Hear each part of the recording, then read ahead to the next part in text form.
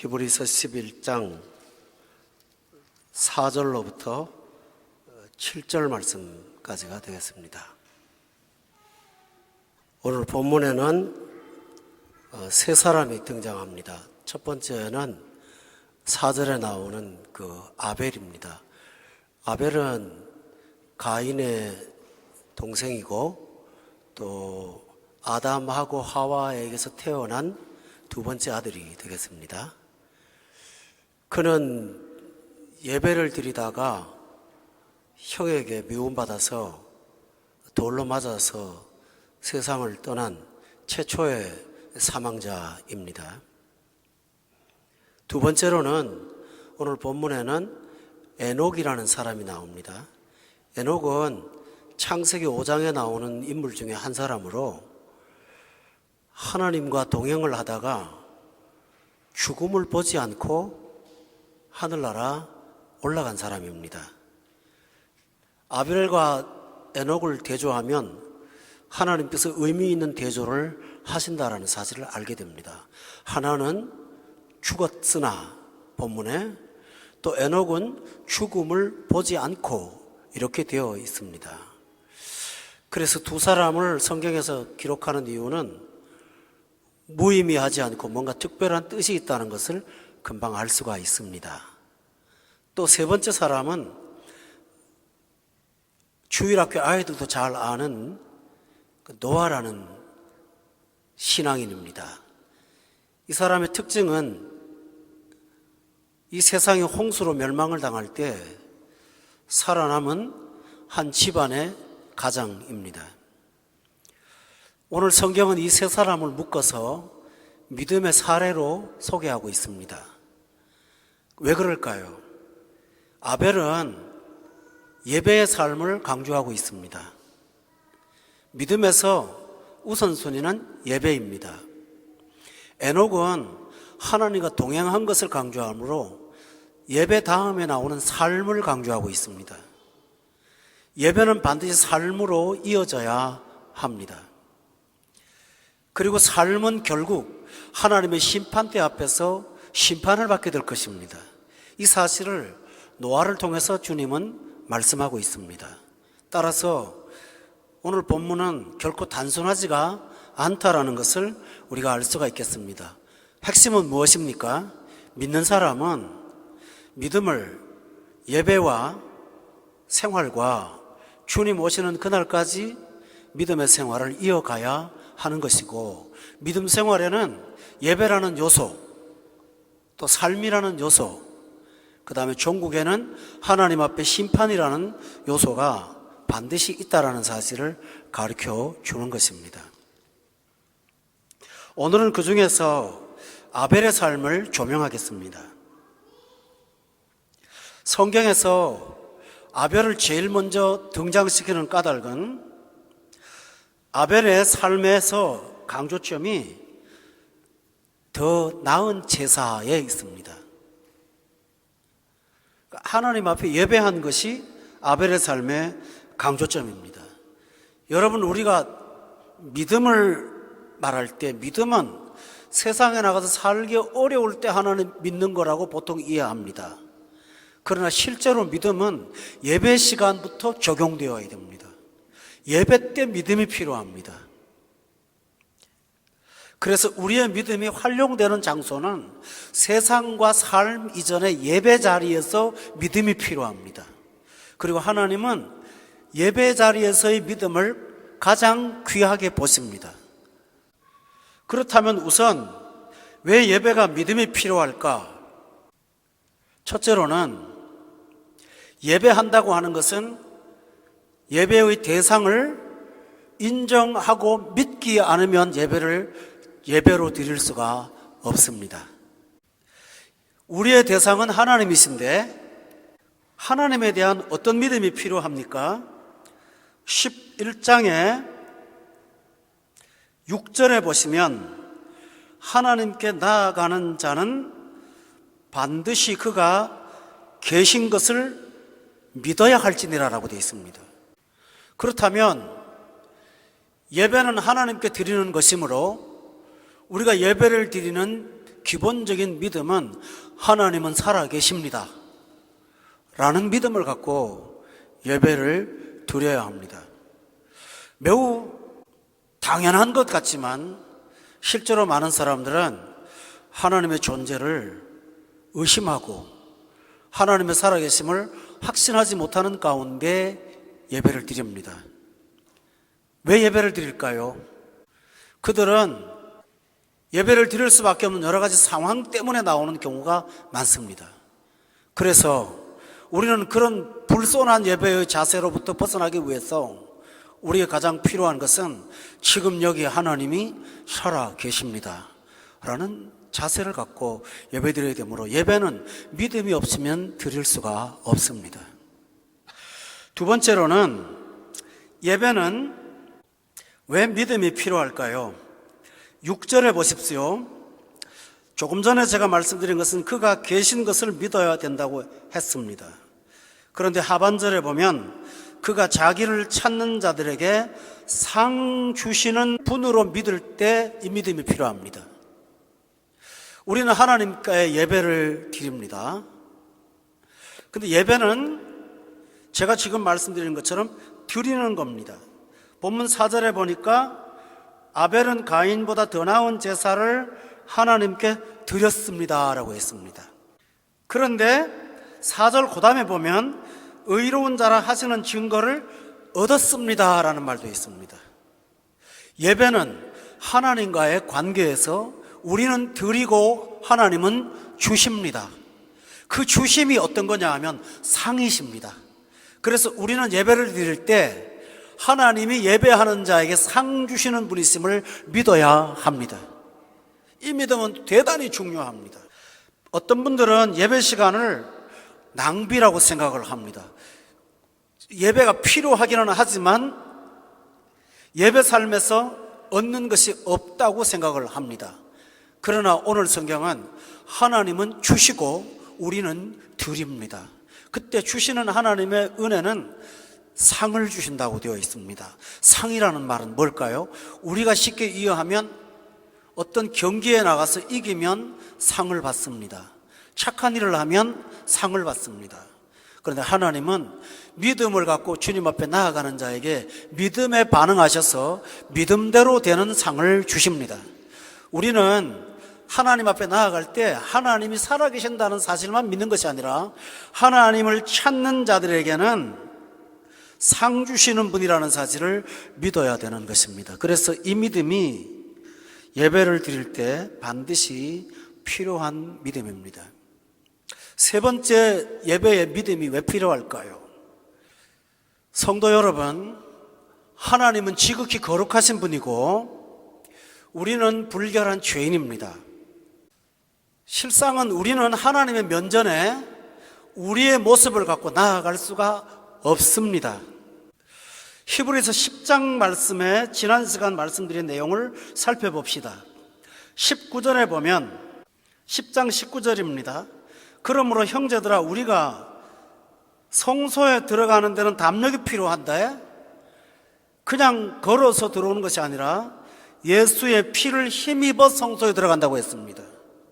따라서 사랑하는 교회 여러분, 예배는 나올 때마다 예수님이 나를 위해서 돌아가신 십자가의 믿음을 갖고 나아가는 것입니다.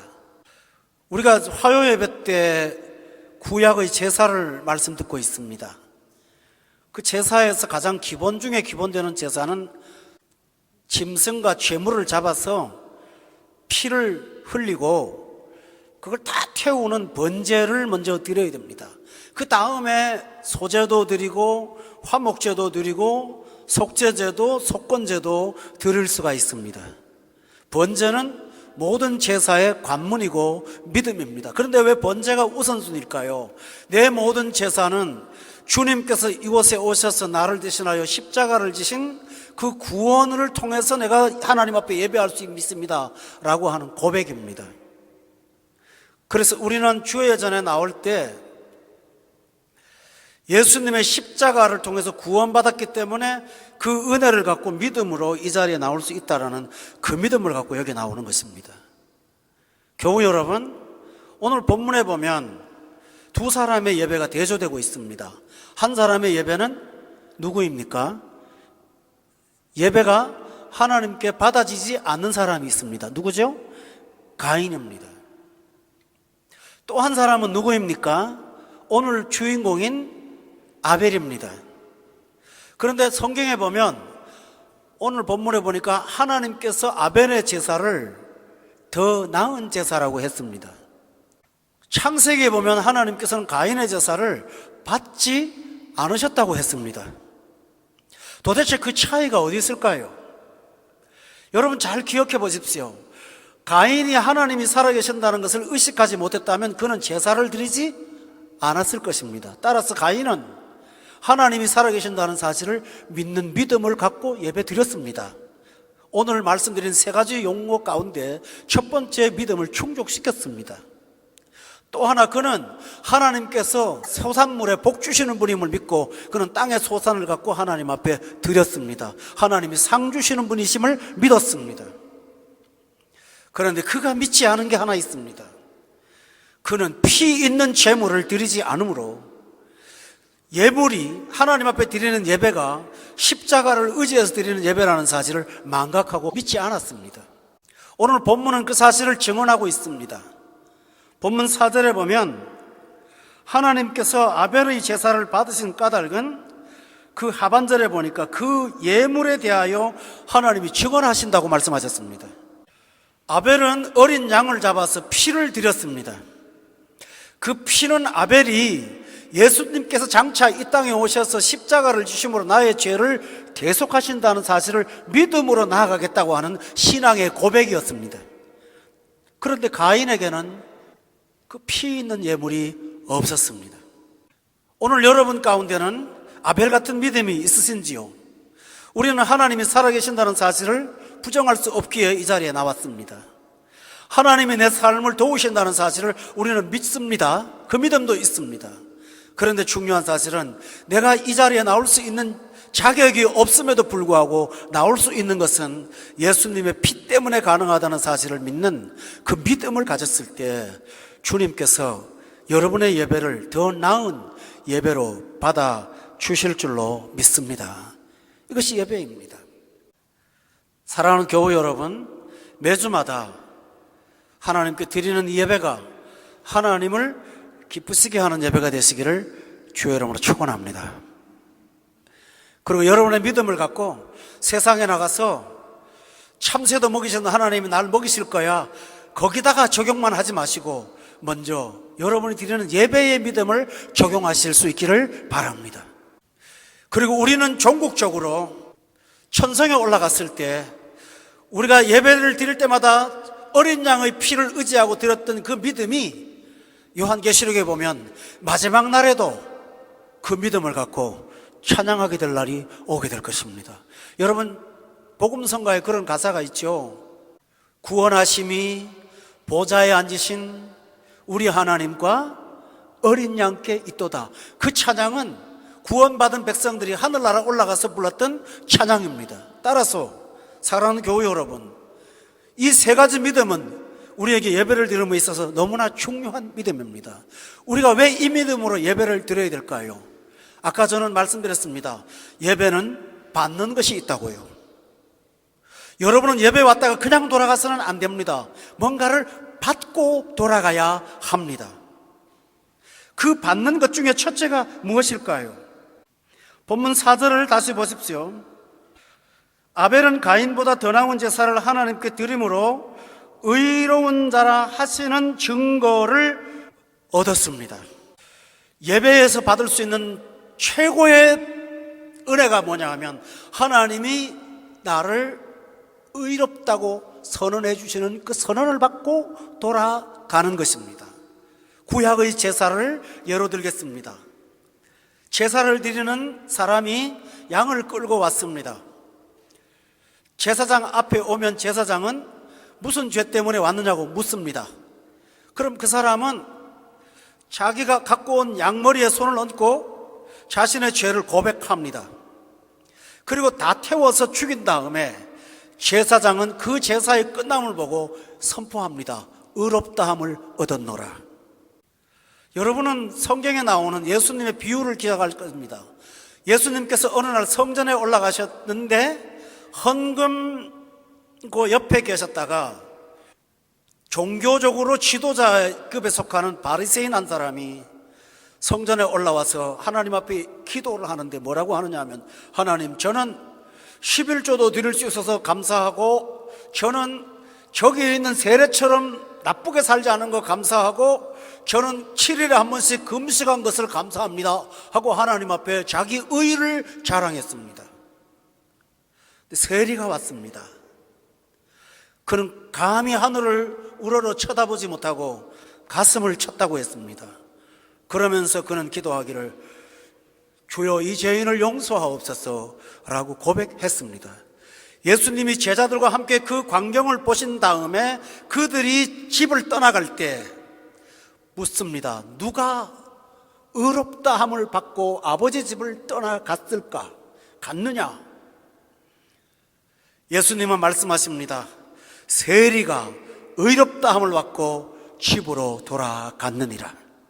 교우 여러분, 여러분도 그리 되시기를 예수 이름으로 축원합니다. 병자가 예수님을 찾아왔을 때 예수님은 질병을 고쳐주셨습니다. 그런데 갈 때 예수님이 그냥 보내지 않고 더 중요한 이야기를 하나 하십니다. 그 이야기가 뭘까요? 내 믿음이 너를 구원하였느니라. 주님 앞에 나오면 육체의 문제를 가지고 나왔는데 주님은 그것만 해결하지 않고 의롭다함을 주시고 돌아가도록 만들어주셨습니다. 오늘 신자들에게 이게 사실은 너무나 중요합니다. 우리는 한 주간 동안 알고 지은 죄가 있습니다. 무의식 중에 모르고 지은 죄가 있습니다. 하나님을 향한 범죄가 있습니다. 이웃을 향하여 상처를 준 것도 있습니다. 내 마음속의 내면에서의 범죄도 있습니다. 감정의 범죄도 있습니다. 우리는 일주일 동안 죄라는 오물을 뒤집어 쓰고 이 족에 왔습니다. 여러분, 나아갈 때 어떻게 해야 될까요? 주홍같이 붉은 죄, 지롱같이 붉은 죄 가지고 왔습니다. 여기 와서 양털처럼 흰 눈처럼 되어서 가야 될 줄로 믿습니다. 주부 여러분, 가정에서 아무리 좋은 그릇을 갖고 있다 한들 설거지가 되지 않은 그릇은 사용하지 않을 것입니다. 좋지 못한 그릇이라도 깨끗하게 닦아놓은 그릇은 쓸 것입니다. 이것처럼 여러분은 하나님의 복을 담는 그릇이 되기 위해서 여기 와서 의롭다 함을 받고 돌아가는 그 은총이 예배에서 있어야 된다는 사실을 믿으시기를 바랍니다. 이보다 더 귀한 일이 어디 있을까요? 다른 말로 할까요? 죄는 하나님과 나 사이에 오는 좋은 것들을 다 가로막습니다.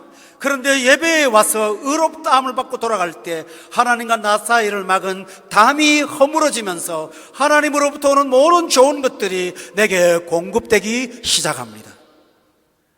그러므로 여기서 어떤 것을 받는 것보다는 받을 수 있는 조건을 맞추어 가는 것이 얼마나 귀한 일입니까? 그러므로 교우 여러분, 이 사실을 기억하시고 예배 때마다 의롭다함을 사모하며 받고 돌아가는 저와 여러분 되시기를 예수 이름으로 축원합니다. 그런데 실제 현실에서 보면 교회 와서 은혜 받고 말씀 듣고 기뻐하고 집에 돌아갔는데 교회 오기 전에 나를 얽매고 있던 문제가 하나도 해결된 게 없습니다.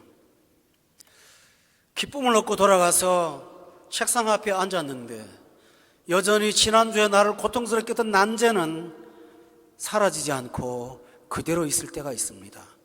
그래서 많은 신자들이 믿음의 수고를 가벼이 여기는 경향이 있습니다.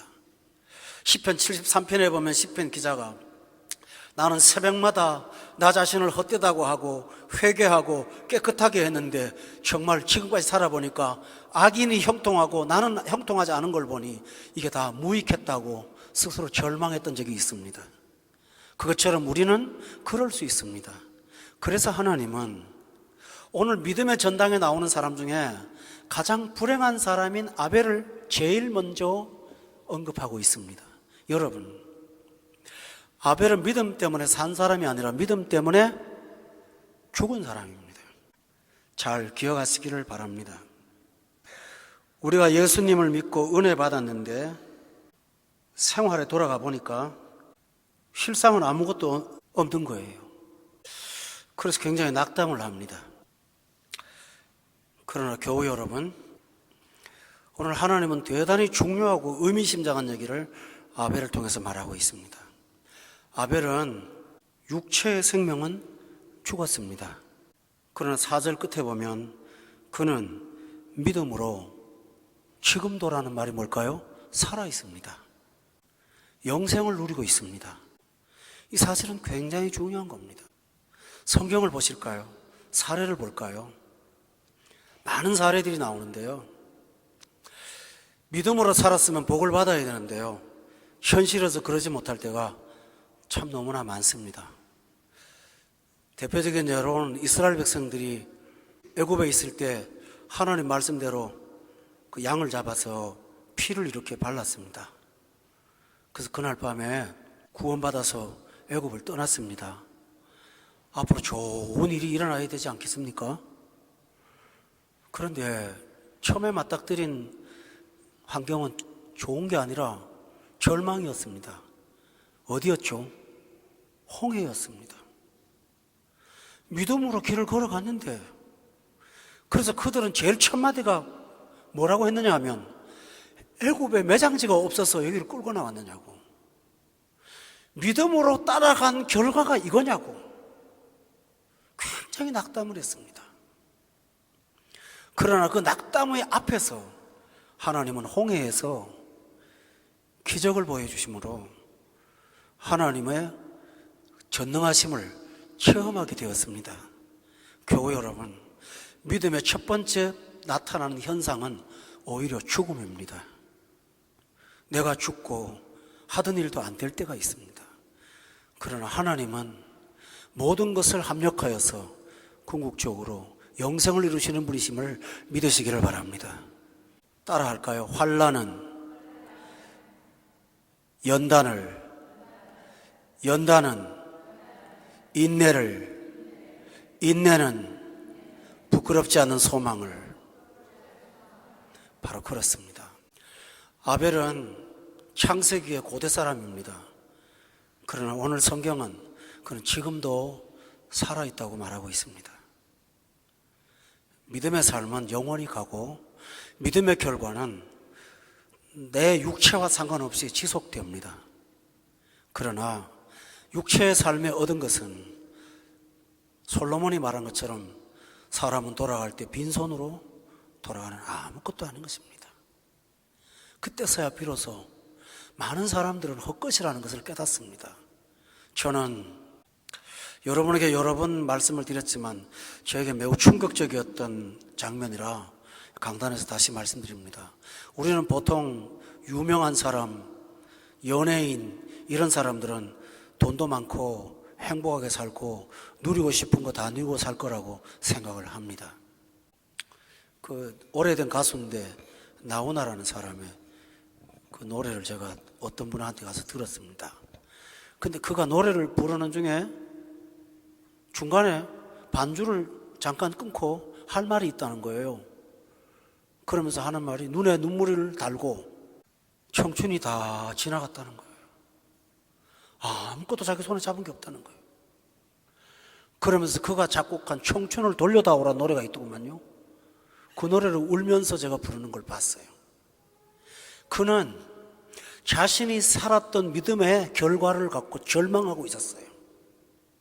그리고 그의 삶의 후속은 우리에게 결코 좋은 소식이 들려지지 않아요.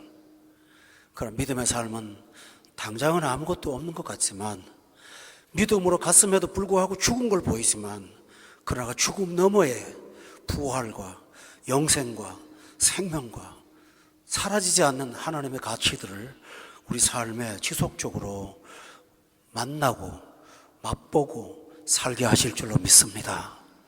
교우 여러분, 마지막 얘기를 드리겠습니다. 가인은 더 나은 제사를 못 드리고 안 죽었습니다. 가인은 하나님 앞에 예배가 상달되지 않았는데 불구하고 가인의 후손 가운데는 철 만지는 조상이 나왔습니다. 세상을 철기 문화로 주도했습니다. 가인의 예배는 드려지지 않았고 버림받았지만은 그의 후손들 중에는 음악의 명수들이 나왔습니다. 그의 후손들 가운데는 가축을 치는 전문가들이 등장했습니다. 그러나 그 결과는 무엇이었습니까? 벌이었습니다. 아벨의 삶은 셋을 통해서 계승되었고 노아를 통해서 계승되고 결국 우리를 통해서 지속되고 있습니다. 교우 여러분, 이 예배가 믿음이 필요하다는 사실을 믿으십니까? 만약 여러분들이 그런 의식을 가진다면, 오늘 우리가 재판장에 불려갔다면 저 판사가 무죄 판결을 해주기를 몸조리며 우리는 그 시간을 기다릴 것입니다. 바로 그런 자세로 매 시간 하나님 앞에 예배드려서 여러분의 믿음이 예배 안에서 살아 움직이기를 바랍니다. 그리고 마침내 하나님을 기쁘시게 해드려서 오늘 본문의 6절에 보니까 다 같이 한번 봅시다. 믿음이 없이는 하나님을 뭐 한다고 그랬나요? 기쁘게 하지 못했습니다. 여러분, 예배 시간에 주님 앞에 나가서 하나님을 기쁘시게 하고 의롭다함을 받고 돌아가시는 여러분 되시기를 예수 이름으로 축원합니다. 기도하겠습니다.